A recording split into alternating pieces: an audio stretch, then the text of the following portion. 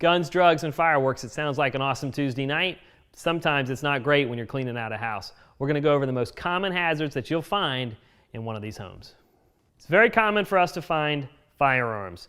We find everything from pistols to rocket launchers to grenades. Make sure you never pick up the gun. Assume that it's loaded. I want you to contact a local firearm specialist to help you dispose of it. There's an old saying in extreme cleaning, if it looks like apple juice, it's probably not. You're going to find some urine in these houses. If it's just a little bit like this, pour it down the toilet and flush it, but if it's much more than that, you've got to call a specialist to move it.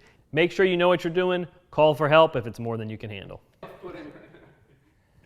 For other medical waste like adult diapers, colostomy bags, and bloody bandages, call the local health department. Understand what your options are for disposal, because most of these items cannot be thrown away at the city dump. Unfortunately, it's fairly common to find a deceased animal in the house. Whether you find a possum in the attic or a squirrel in the fireplace, or you find your favorite cat in the backyard, there are new rules in most localities to dispose of these animals properly. Most of the time, you're going to have to go to a pet cremation center versus burying your old cat in the backyard. Another common item we need to worry about is prescription medications. Leftover prescriptions have become a very big issue for us, specifically narcotics and controlled substances. These are not donatable, they do expire, and you cannot throw them in the trash. Check with your local pharmacy, local fire and police, or the DEA website to create the proper disposal program. I would recommend not giving them to your cousin, and he says he'll take care of them. Another common item we find is needles. They need to go in the sharps container.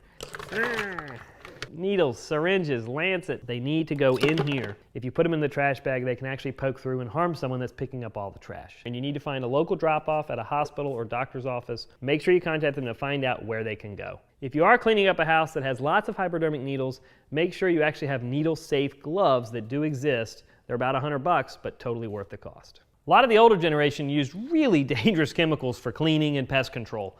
Be careful when you find these items. They're usually in the garage or the basement, and they're a powder or a liquid substance that's really not marked. Assume that they are dangerous. Look for the old green yuck sticker that lets you know it's from the 80s. Please check with your local health department. They'll tell you how to properly dispose of these. Most cities do have a special place at the dump that you can take them. Believe it or not, oil-based paints are considered hazardous waste, but most cities will allow you to dry it before you dispose of it. You can either get a special product at a hardware store or use a 1-to-1 ratio of cat litter to stir it up and dry it up. If you've got more than a half gallon of paint, please consider donating to Habitat for Humanity. They can always use your donations. Stashes of old fireworks might be exciting, but let me assure you, they are a fire hazard. Please resist the urge of putting on a big show for your neighbors.